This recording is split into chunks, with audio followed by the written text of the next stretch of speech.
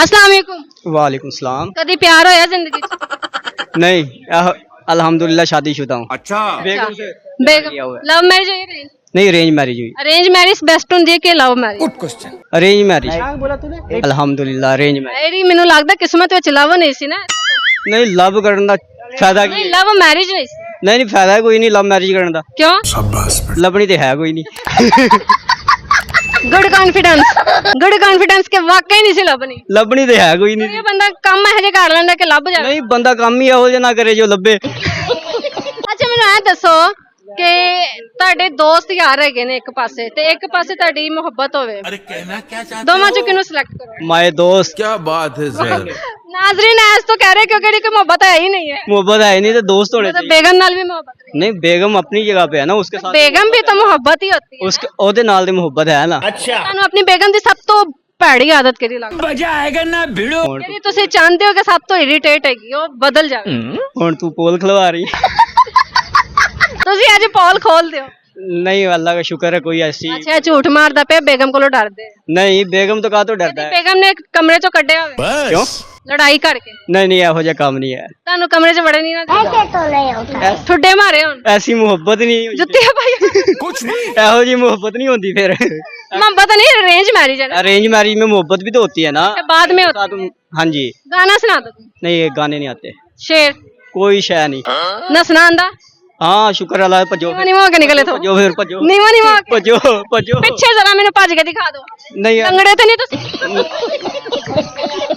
अच्छा मैंने दसो कि भाई ते दोस्त विच की फर्क? You are a good question. भाई और दोस्त में पंजाबी भाई और दोस्त से कोई फर्क नहीं होता। तू समझा। दोनों ਇੱਕੋ जैसे ने। नहीं एक ਹੁੰਦਾ ना कि एक दोस्त भी हैगा तेनू कहना मेरा भरा हैगा है, मेरा बड़ा भरा है, मेरा छोटा भरा है, ਹੁੰਦਾ तो दोस्त ही है। दोस्त ही है यानी कि भाई जैसा बना हुआ है ना। देख लो भाई। भाई नु एक दोस्त कदी गद्दार निकलिया कोई? नहीं दोस्त गुरदार नहीं हो सकते। क्या बात ये बात है। ਤੁਹਾਡੀ ਲਾਈਫ ਵਿੱਚ ਕਦੀ ਕੋਈ ਨਿਕਲਿਆ? नहीं शुक्र अल्लाह का अभी तक ऐसे दोस्त के साथ दोस्ती ही नहीं की ये बात है। जो गरदार हो। डेंटल दी डेंटल डेंटिस्ट डेंटिस्ट डॉक्टर हो? हाँ जी प्लास्टिक लाइनर बनाते हैं। प्लास्टिक के एनके बनाते हो? लाइनर लाइनर नहीं कि शायद प्लास्टिक के एनका बनाते ने डेंटिस्ट कह रहे हैं, डेंटिस्ट जो अखा बनाता है। मैं भी इसी वजह से हैरान हो गया। आप देख लो भाई। आंखों पे और दांतों का फर्क ही नहीं है। पता कि मेनू ऐनक लगन वाली कुछ भी सही मैं ऐनक चेक करवानी मेनू इस तो ऐनक दा याद आ गया। सही। अच्छा कदी इस तरह है किसी पेशेंट नु गलत लाता होवे? नहीं ऐसे नहीं होता। क्यों? क्यों? शाबाश विच हाँ जी सब ओके होता है काम। सही हो गया। और की शौक है ਤੁਹਾਡੇ? शौक तो बहुत है। अच्छा। ਕਾਦੇ? पतंगबाजी का है।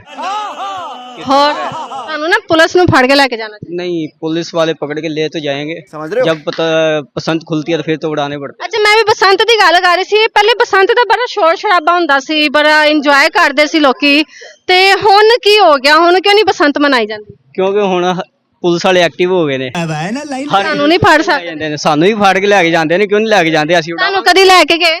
नहीं अल्लाह का शुक्र अभी तक तो नहीं गया। ਨਸਣਾ ਚ ਤੁਸੀਂ ਮਾਹਰ ਹੈਗੇ ਹੋ। यानी कि हुण इंटरव्यू दे रहे हैं शायद चुੱਕਿਆ ਜਾਵਾਂ। ਨਾ ਭਾਈ ਇਹਨਾਂ ਨੂੰ ਨਾ ਚੁੱਕਣਾ, ਮੈਂ ਆਪ ਗੱਲ ਸ਼ੁਰੂ ਕੀਤੀ। ये फंस गया सी है। Thank you so much. ਬਹੁਤ ਮਿਹਨਤੀ ਬਣ ਰਹੀ ਤੁਹਾਡੀ।